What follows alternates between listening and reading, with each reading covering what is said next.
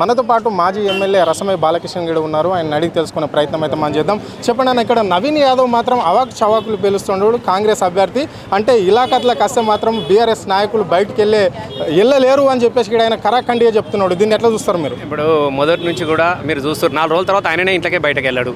నేను ఏం చేస్తున్నా గీ తెలంగాణలో ఇంకోటి బీఆర్ఎస్ లాంటి పార్టీ తెలంగాణ కోసం కొట్లాడినది. ఓ రాజశేఖర్ రెడ్డి, ఓ చంద్రబాబు నాయుడు సమైక్యవాదులను గా బెదిరింపులకే భయపడినటువంటి బిడ్డలు, తెలంగాణ రాష్ట్రాన్ని సాధించినటువంటి వాళ్ళు ఏదో చిన్న పిల్లగాడు బొమ్మ తుపాకులు పెట్టుకొని కాలుస్తా అన్నట్టు ఆడుకుంటుండు.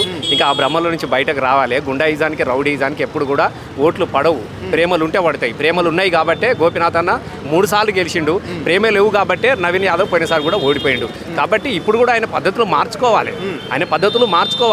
ఆయన ఓడిపోతుందని తెలిసి మాట్లాడుతున్నటువంటి మాటలే తప్ప దానిలో గెలుపు కోసం ఉన్నటువంటి ఎప్పుడు కూడా అట్లా మాట్లాడాడు ఎవరు కూడా. ఆల్రెడీ వారం 15 రోజుల ముందు ఆయన నామినేషన్ రోజే గెలిచిపోయినారు. కాంగ్రెస్ అభ్యర్థి నవీన్ యాదవ్ గెలిచిపోయిండు. అంటే దాదాపుగా జూబ్లీస్లో 3,90,000 ఓట్లు ఉంటే 1,00,000కు పైగా ఇక్కడ కార్యకర్తలు నామినేషన్లో పాల్గొన్నాడు. 30,000 మెజార్టీతో గెలవబోతున్నాడు అని చెప్పేసి అలా మంత్రులు ధీమా వ్యక్తం చేస్తున్నారు. ఆ రోజే నామినేషన్ నాడు గెలిచిపోతుంటే మరి ముఖ్యమంత్రి వచ్చి గల్లీల పొంట పొర్లు దండాలు ఎందుకు పెడతా ఉన్నాడు? గల్లీకి 2 మంత్రులు ఎందుకు పెట్టిండు? ఇంటికి ఒక ఎమ్మెల్యేని ఎందుకు పెట్టుకున్నాడు? మొత్తం అందరు తీసుకొచ్చి గల్లీల పొంట ఒకరి మీద ఒకటి పొర్లు దండాలు ఎందుకు పెడతా ఉన్నాడు? గెలిచిపోయినావు కదా నువ్వు. మరి గెలిచిపోయిన తర్వాత ఇంకెందుకు అంటున్నాడు నేను? అంటే దీన్ని బట్టి మనం తెలుసుకునేది ఏంటి? పోయినసారి 2023 గట్లనే అబద్ధాలతో మళ్ళీ ఒకసారి గద్దెనెక్కినట్టుగానే అబద్ధాలకు లొంగిపోతుందని వాళ్ళ భ్రమల్లో ఉన్నారు.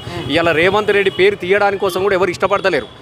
మీరు ఎప్పుడు పీరియడ్ అయిపోతుంది అనేది మనకు కనబడుతుంది. ఇలా ఏ ఇంట్లో పోయినా కేసీఆర్ సార్ మళ్ళీ రావాలి సార్, కారు గుర్తు మళ్ళీ గెలవాలి సార్ అనేవాళ్ళే తప్ప రేవంత్ రెడ్డి గెలవాలి, రేవంత్ రెడ్డి రావాలని ఒక మనిషి ఉన్నాడా? ఎవడనగా మీటింగ్లు పెడితే ఎవడు వస్తలేడు. జూనియర్ ఆర్టిస్టులను తీసుకొచ్చుకొని సభలు పెట్టుకొని కార్యక్రమాలు చేస్తూ ఉన్నటువంటి పరిస్థితులు మనకు జూబ్లీహిల్స్లో కనబడతా ఉన్నది. ఎందుకనంటే పోయినసారి కూడా నవీన్ యాదవ్ మరి పోటీ చేసిండు కదా, ఎందుకు గెలవలేదు? అజరుద్దీన్ కూడా పోటీ చేసిండు కదా, ఎందుకు గెలవలేదు? నేను ఏం చెప్తున్నా అంటే కాంగ్రెస్కి ఇక్కడ లేదు. వాస్తవంగా ప్రజలు కూడా చాలా విసిగిపోయి ఉన్నారు. ఏ చిన్న వ్యాపారిని కదిలించడం కూడా కన్నీళ్ళ ముచ్చట చెప్తున్నారు తప్ప కాంగ్రెస్ ముచ్చట ఎవరు కూడా తీస్తలేదు. చెప్పండి సార్, ఇక్కడ 3 కమ్యూనిటీలకు కూడా ప్రధానమైన పాత్ర ఉంటుంది. క్రిస్టియన్లు ఉంటారు, మైనార్టీలు ఉంటారు, సో ఇక్కడ హిందువులు కూడా ఉంటారు. అంటే అసదుద్దీన్ ఓవైసీ ప్రభావం ఏమన్నా ముస్లిం ఓట్ల మీద పడే అవకాశం ఉందా? అదేవిధంగా మళ్ళీ కాంగ్రెస్ వాళ్ళు ఇక్కడ అజరుద్దీన్ మంత్రి కూడా చేసిరు, మరి ఆ ఎఫెక్ట్ ఏమన్నా పడుతుందా? మీరు నవీన్ యాదవ్ గతంలో అసదుద్దీన్ తరపున ఎంఐఎం తరపున నిలబడ్డాడు కదా, మరి గెలిచిండా? మరి ఇప్పుడు ఎట్లా గెలుస్తాడు? మద్దతు ఇప్పుడు నీ బీఫా మీద నిలబడితేనే గెలవలేదు, నువ్వు మద్దతు అయితే గెలుస్తాడా? ఒకటి. రెండోది అజరుద్దీన్ కూడా నిలబడి ఓడిపోయినాడే కదా. అజరుద్దీన్కి ఎన్నడూ మంత్రి పదవి ఇచ్చినాడు? 2 ఏళ్ల నుంచి ఎందుకు ఇవ్వలేదు? జూబ్లీహిల్స్ తెలంగాణ రాని అజరుద్దీన్ ఎవరు గుర్తుపడతలేడు. మీరు చాలా మంది గుర్తుపెట్టుకోండి. అజరుద్దీన్ నీకు నాకు తెలుసా? క్రికెట్ ఆడడానికి బాల్ ఇచ్చడం తెలుసు, కొట్టడం తెలుసు. ఎవరు తెలుసు ఆయన? అసలు ఆయనకి ఎవరు తెలుసు? ఆయన ఎవరు మాట్లాడతాడు? ఆయన ఒక క్రీడాకారునిగా చూస్తారు తప్ప ఆయన పొలిటీషియన్గా ఎవరు కూడా చూడట్లేదు. అంటే దాన్ని బట్టి ఇలా వాళ్ళ పార్టీ పరిస్థితి ఎట్లా ఉన్నది అంటే మైనార్టీలందరూ కూడా చెప్తా ఉన్నా 99% కేసీఆర్ గారు వెంబడున్నారు. మేము ఏ ఇంటిని కదిలించినా సార్ కేసీఆర్ వచ్చే సాబ్ కేసీఆర్కు ఓటు దాలింగే సాబ్, కారు గుర్తుకు ఓటు దాలింగే అని చెప్తారు. నువ్వు ఎవ్వరన్నా కదిలించి ఇక్కడ ఎందుకంటే మైనార్టీలు, హిందువులని, క్రిస్టియన్స్ అని సారు ఎప్పుడు చూడలేదు.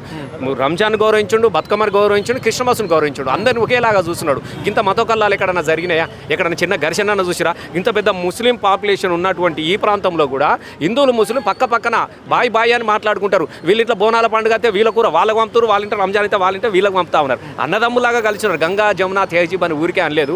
కాబట్టి ఇలా అట్లాంటి పార్టీ, అందరినీ సమానంగా చూసినటువంటి పార్టీ బీఆర్ఎస్ పార్టీ, అందరినీ సమానంగా చూసినటువంటి తెలంగాణ తీసుకొచ్చిన సార్ కేసీఆర్ గారు. కాబట్టి మేము ముస్లిం అందరూ కూడా మైనార్టీస్ 100% నేను చెప్తా ఉన్నా భారీ మెజార్టీతో గెలవబోతున్నాను. గోపి అన్న కన్నా కూడా సునీతమ్మ భారీ మెజార్టీతో. అప్పుడన్నా ముస్లింలలో ఒక విభజన జరగవచ్చు, కానీ ఇప్పుడు ఏకధాటిగా కనబడుతున్నారు. అందరూ కూడా మసీదులకు వెళ్ళి ఎట్లయితే ప్రార్థనలు చేస్తూ ఉన్నారో ఇలా మా ముస్లిం సోదరులు కూడా కేసీఆర్ కోసం ప్రార్థనలు చేస్తున్నారు. అంటే ఇక్కడ ముఖ్యమంత్రి కూడా ఒక మాట అన్నాడు ఆయన ప్రచారంలో, సో 6 గ్యారంటీలు అందరికి ఇస్తున్నాం కాబట్టి మహిళలు మా వైపు ఉన్నారు, మాకు ఓట్లు పడతాయి, కోటి మహిళలను కోటేశ్వరాలను కూడా చేశామని చెప్తున్నారు. జూబ్లీస్లో మాత్రము నవీన్ యాదవ్ ఓడిపోతే 6 గ్యారంటీలు ఆగిపోయే అవకాశం ఉంది అంటున్నాడు. అంటే ఓన్లీ జూబ్లీస్ని ఆగిపోతాయా లేకుంటే రాష్ట్రం అంతా కూడా? అంటే గంత అవగాహన ఉన్నటువంటి ముఖ్యమంత్రి, గంత సక్కనోడు, గంత ఆలోచన ఉన్నటువంటి ముఖ్యమంత్రి, ఆయన పాలనలో ఇక కోటీశ్వర్లు అయిపోతారు, కూటికి లేని వాళ్ళు అయిపోయారు. ఏవి నీ దగ్గర ఏమున్నదంట నాయన, నిజంగా అన్నీ చేసేది ఉంటే నువ్వు ఎందుకు తిరుగుతున్నావు? ఒక ముఖ్యమంత్రి అన్నటోడు 6 సార్లు ఒక ఉప ఎన్నిక కోసం తిరిగి వచ్చినా మీరే చెప్పండి. నువ్వు అంత మంచిగుంటే నిజంగా నీ 6 గ్యారెంటీలు అమలైతే నువ్వు ఇంట్లో వంట కూడా గెలుస్తావు కదా, నువ్వు ఇంట్లో వంట కూడా గెలుస్తావు కదా. ఇక రోజు వచ్చి తిరుగుతున్నావు. మరి కేసీఆర్ రాలే, ఎందుకు యాద్ చేస్తున్నారు ఇలా ఇంటింటికి కేసీఆర్ పేరును? ఆయన లేకపోయినా ఆయన యాద్ చేస్తున్నాడు అంటే గారు కేసీఆర్ చేసినట్టు అభివృద్ధి ఉంది.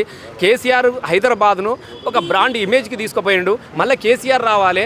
ఆయనకి రేవంత్ రెడ్డి వచ్చిన తర్వాత మోసాలకు మోసపోయినాం, గోసపడతా ఉన్నామని ఇప్పుడు ఇక్కడ చిన్న చిన్న కొబ్బరి బొండాలు కొట్టుకుంటే వాళ్ళు కాదు కదా, మిర్చికాయ బొండాలు వేసుకునే వాళ్ళు అమ్మటోళ్ళం కూడా చూడండి కన్నీళ్ళు పెడతా ఉన్నారు. సార్ ఎప్పుడు కలకలలు ఆడేటి సార్, ఏమంటే ఈ కాంగ్రెస్ వాడు వచ్చి గిరాకీ లేదు సార్, సప్పో తీసుకొచ్చుకొని ఎలా తీసుకుంటారని చెప్పేసి ఇలా చిరు వ్యాపారస్తులు కూడా అంత గోసపడుతున్నటువంటి దైనస్థితి ఇలా మనకు జూబ్లీస్లో మనకు కనబడతా ఉన్నది.